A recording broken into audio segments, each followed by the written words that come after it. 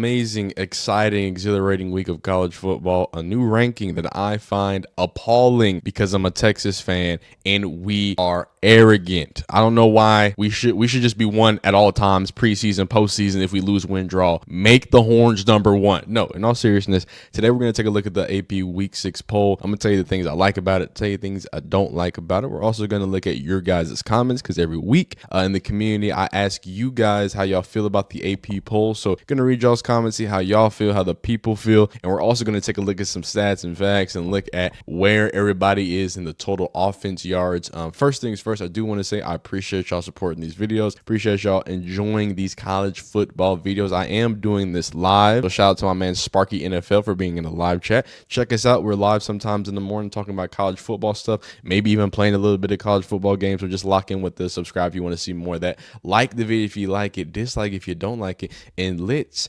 get right in to the AP top 5. All right, so week 6, I asked y'all what was good, what was all up in the hood about the AP top 25. Let's take a peek. Let's put our spectaculars on here, get up close and personal to it. Number 1, we're just gonna go through it. I have my own top top 10. I didn't do a full top 25, but a top 10 that I think is a little more accurate, if you will. But to start off here, obviously Alabama number 1. You beat the best defense in the nation. Look, people are kind of, I think, understating this, but Georgia had not let up a touchdown all season until Alabama put like 1,000 on them, like went crazy on them. Shout out to Ryan Williams. Did you know he was 17? Anyway, not the point. Very good win. It showed a little shakiness in the second half, but I think that the problem there is that, when you beat up on a team like that, I don't think they were expecting to be up that much. Right. So, I think it's easy to take your foot off the gas there. I would like to see them be a little more aggressive and really put their foot. Like, imagine if they just went straight for 40 and they just kept going.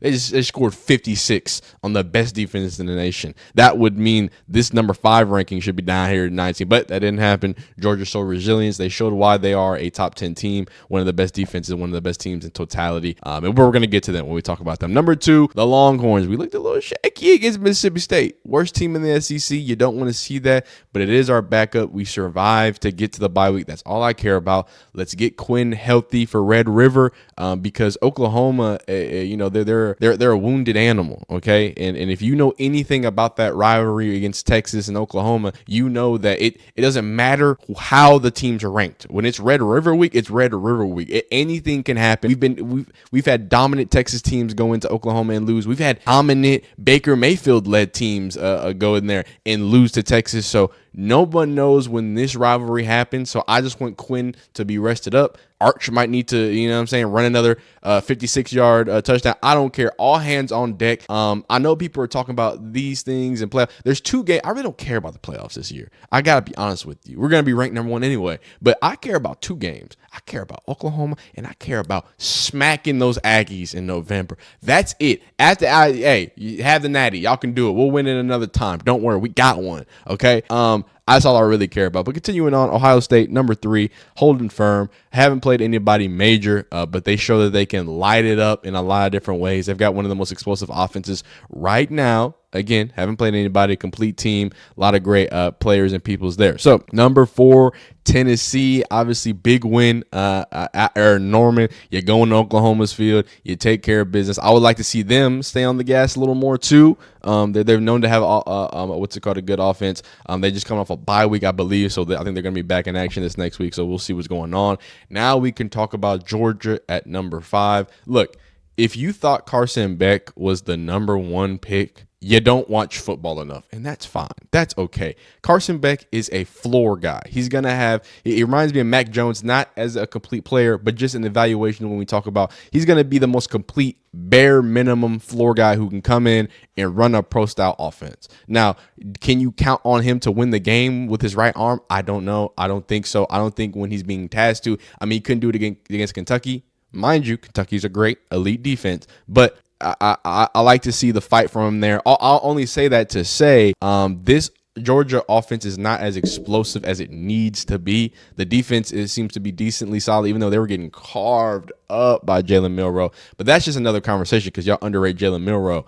But yeah, this is I don't say this to take Carson Beck is not a good quarterback, because I think he's a great quarterback at the collegiate level. I just think that when it comes to these big games, being able to throw yourself out of it, if y'all don't have any more explosive, like, we have to help Carson Beck out is really what I'm trying to say, right? I know Bell did good. I know the other wide receiver, they had some explosive moments there, but that needed to be there a little earlier and often. I need ETN to be a little more explosive in the run game. I need, if you want Carson Beck to be successful, you can't put all the pressure on him. And I don't think that's a negative as a play. Well, technically it's a negative, but that's just not how this team was supposed to be built anyway. Like that, in giving credit to Carson Beck, this is a supposed to be dynastic team loaded up with 5-stars everywhere, and it doesn't seem like the explosion is there. It doesn't seem like the cohesion is there in the offense. And not to mind you, Carson Beck just started off that Alabama game seeing ghosts. I don't know what happened. He just didn't look like he trusted his receivers. That's what I was telling people, and I talked about that in my review, in my breakdown when we watched that. But yeah, man,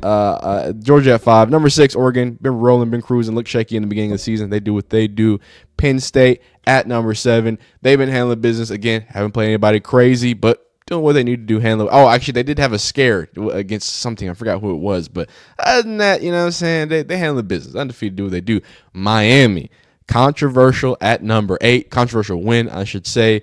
Look, they showed that they can bleed. Cam Ward showed that he can come through back with resilience, but he showed that he's not perfect either. Now, he's super confident, and I think that's going to do a lot of great things. I think he's one of the better quarterbacks in the nation. I think this is one of the better teams in the nation when everything is said and done. But at the moment, that Virginia Tech defense really put them in a tizzy. So I'd like to see how they respond and kind of finish off that season there. So Mizzou at number 9, they had the scare against Vandy. Again, still have a high-powered offense, have a great defense. I'm not mad at it at number 9. Number 10, Michigan. I just hate Michigan. I hope y'all know I just have a deep-seated hatred against Michigan. I'm not an Ohio State fan. I just don't like them Michigan boys, so I'm not going to be happy for them being at number 10. But with SC at 11, I can't be upset about it, because although I do think people don't, you need to give USC more credit. They're a good team. They're handling Big Ten decently. I think they're a good team. I just don't feel like Michigan should be number 10. But of course, because Ole Miss at 12 completely makes things all weird and miscombobulated. The biggest issue here is that Ole Miss. Let's give Ole Miss credit, okay? Besides the kicker being a college kicker, they did most of the things well, right? Especially when you compare the Georgia-Kentucky game to this Kentucky game. Like, Kentucky didn't have a lot of explosion when it came to offense. They were really allowing things to kind of open up and grind. It was more of a grinding offense for Kentucky, as opposed to Ole Miss trying to consistently stay as explosive as they could. It didn't seem like they had it as commanding as they once did, right? They didn't seem like they were moving the ball well. So there's some concerns there. Some concerns for Jackson Dart, really concerns for Lane Kiffin and how he wants to call these games. But continuing, LSU, look, bouncing back, looking stronger than ever. I don't know what to say. Hey, when the pressure is off of LSU, and Notre Dame, both of these teams, I think both of these teams are just, they're conjoined. They're going to be conjoined for this season. You take the pressure off these teams, you look away, and they're going to rattle off a few wins, and that's what they're doing. A team that's really impressing me, and y'all need to be looking out on the cusp of 15. I like Clemson a lot at number 15. Obviously, they had that big loss against Georgia, but ever since then, they've been taking bigger strides. They've been looking better. Cade Klubnik is proving me wrong and seeming like a guy who can galvanize the boys, so I like that. 16, them Cyclones, very spunky group. Great group here. Iowa State always has a decent, even when they're bad, they put together a decent program. BYU, great defense. Utah, I don't know what's going on over there with the Cam Rising situation. That's a whole situation. Oklahoma sneaks in at number 19. Again, that defense is serious. That's what I forgot to say about the Red River. Not only Red River stipulations are going to add certain things, but just off the bat, dog, that defense is elite. We saw it against Tennessee, so you know what I'm saying? I don't think we should be scared there. K-State has been looking like a wagon. Boise State, when you have Genty, you have everything you need. Very, very disappointed in Louisville. I thought if they beat Notre Dame, that could have been an amazing bid to catapult them in to the top 7-ish, 9-ish rates, like to really be ranked up there, but didn't get the job done the way they needed to be. Indiana, great team.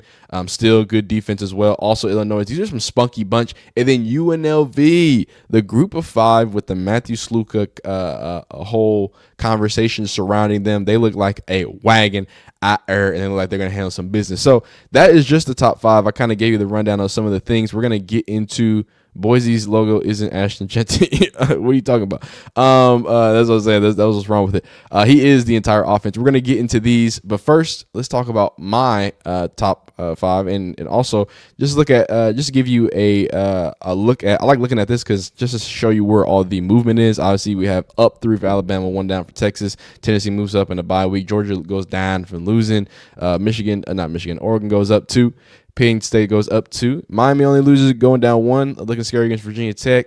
Missouri, Michigan, and USC on the rise. Ole Miss with a big tumble. LSU up. Notre Dame, Clemson, and Iowa State with a meteoric rise, with BYU shooting up, showing that they might be a force in the Big 12. Utah, after their loss, get slid down, plus the quarterback situation. They're looking better there than Oklahoma Sooners. Kansas State looking strong. Boise State looking strong, going up 4. And then Louisville sliding down. Indiana staying strong.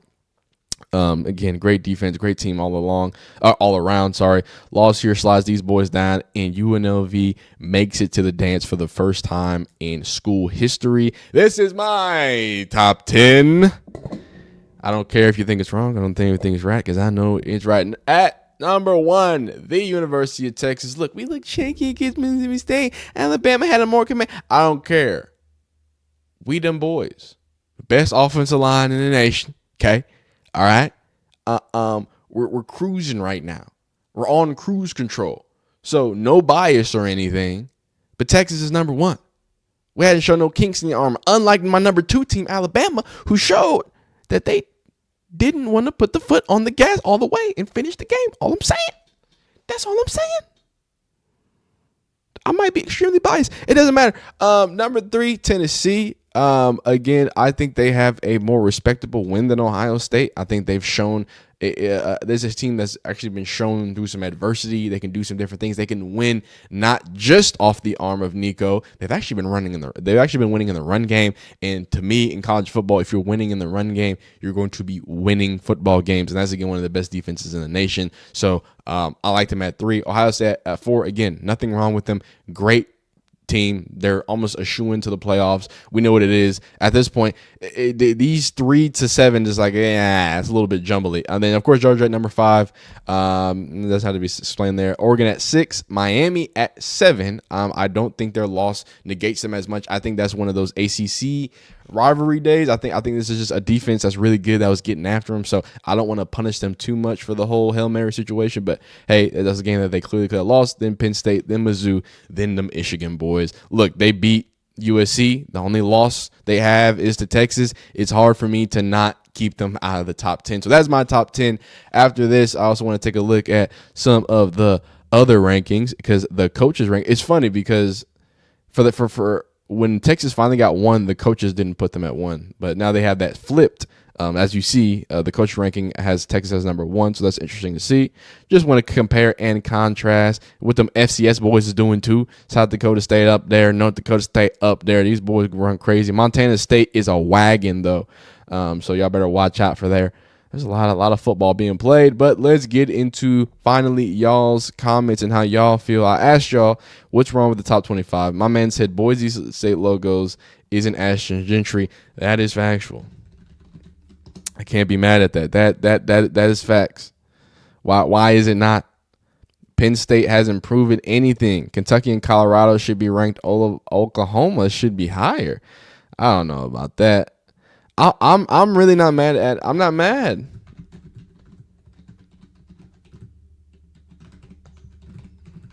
Like that's like when you really think about it, they beat what was supposed to be one of the best offenses in the nation. They stopped the FBS leader in passing. Like, I mean, I don't know how else you can look at that.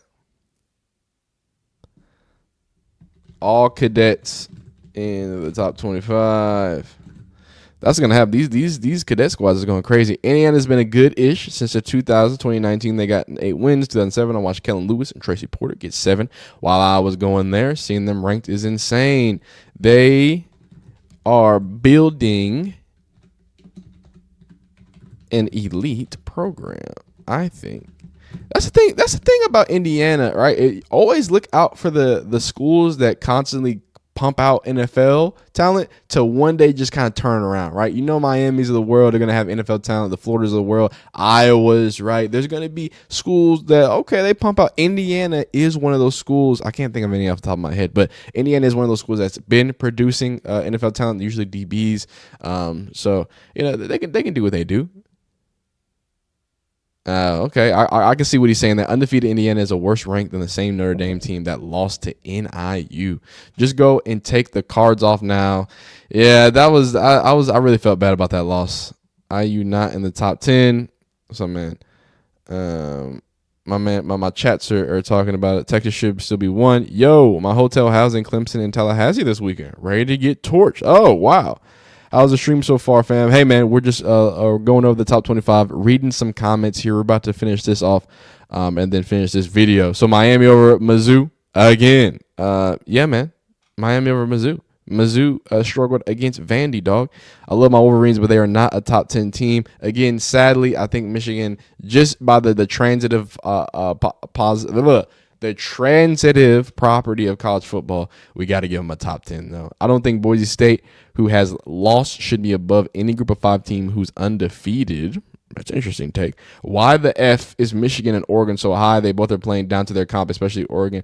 Again, the problem is they've beat those teams. Sadly, we're only in week 6, so we're going to see how things shape out. Y'all can hop on here. Go ahead and leave some more comments. I got to go respond to y'all. Y'all going crazy in there. There's a ton of comments there. So I need to respond to those. Let me know y'all comments in this comment section. Let me know what's wrong with the top 25. Who needs to be at number 1? We all know it's Texas, but y'all be great. Y'all be amazing. Please subscribe if you're enjoying these videos. Like if you like it, dislike if you don't like it, and we will see you next time.